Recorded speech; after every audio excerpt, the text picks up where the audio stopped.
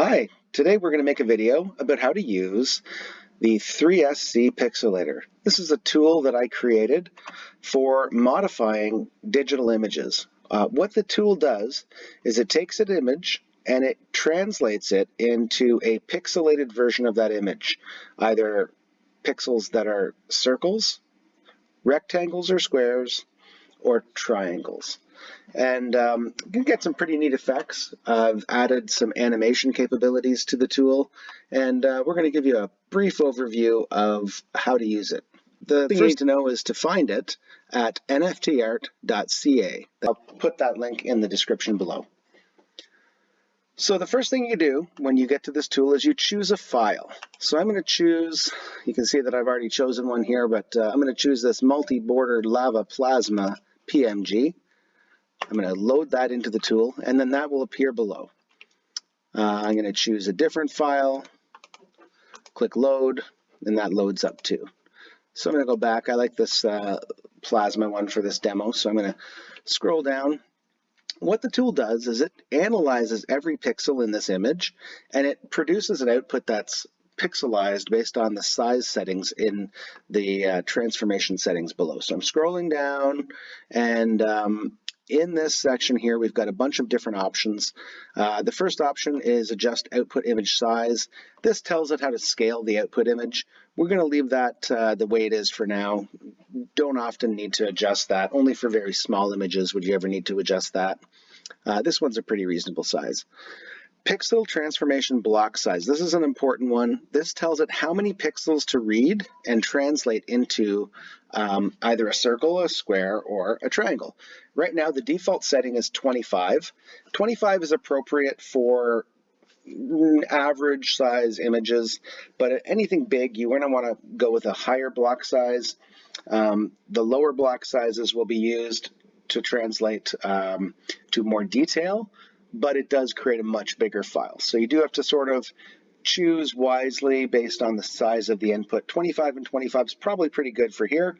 At any rate, we can try it out, see what it looks like, and try again if it doesn't look good. The next setting here is the output shapes. The output shapes allows me to choose whether I want a triangle, a circle, a rectangle, or a random pixels. I'm going to choose random just for fun here, and what we'll see will be a randomly defined image below. Randomness settings, that's more related to animation. We're going to leave that alone for now. Background settings. Now this is an important one. You can choose to display a background that is a single color. So maybe let's go with the default blue here. We could use an image if we wanted to. We can put a URL into an image. Images are useful if you want to have an effect where you have the pixelization on top of an image, and you can use animation to reveal the image below or have different kinds of effects. Right now, the default setting is none. I'm going to switch that over to color because I like the color in the background. We'll see how that looks like, and we can always try it again and see how it looks when you change it as well. Animation settings, I'm not going to look at that right now. It defaults to off, and we're going to keep it off for now. Adjusting the colors. Now this is important for the pixels that we generate. We can put a border on those. We're not going to do anything with that right now for this first try, but something that's a lot of fun to play with as well. I'm going to click transform image, and that the site tells me that it's loading the image data. And it gives me a sense for the size of the blocks that it's creating. So it's going to create 44 along the y-axis, 77 along the x-axis. When the numbers get up around 200, you start to get into a very big image. 77 and 44 is probably a pretty good size. So I click OK, and it renders an image below. Now, if we look at this image, you can see that we've got boxes, we've got circles, we've got triangles. I click it again, and it's going to look slightly different because it randomly chose a different set of pixelized output. It's kind of neat. If I wanted to save it, I can click the save button and it'll download. It defaulted to transformed image.svg. SVG is the file size.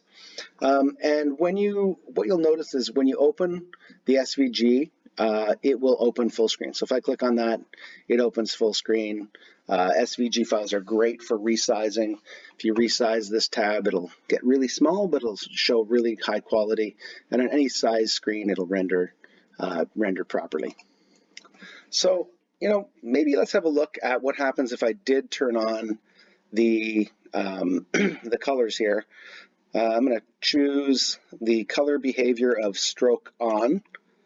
And I'm going to go with, because we have a width of pixels around 25, I'm going to go with a width of 4 here for the width of the stroke. I'm going to choose a color, and then let's go with red.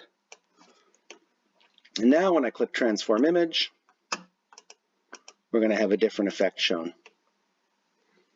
Look at that. Now we have an image with a background of blue, red outline in each pixel, and the pixels still resemble the original image a bit.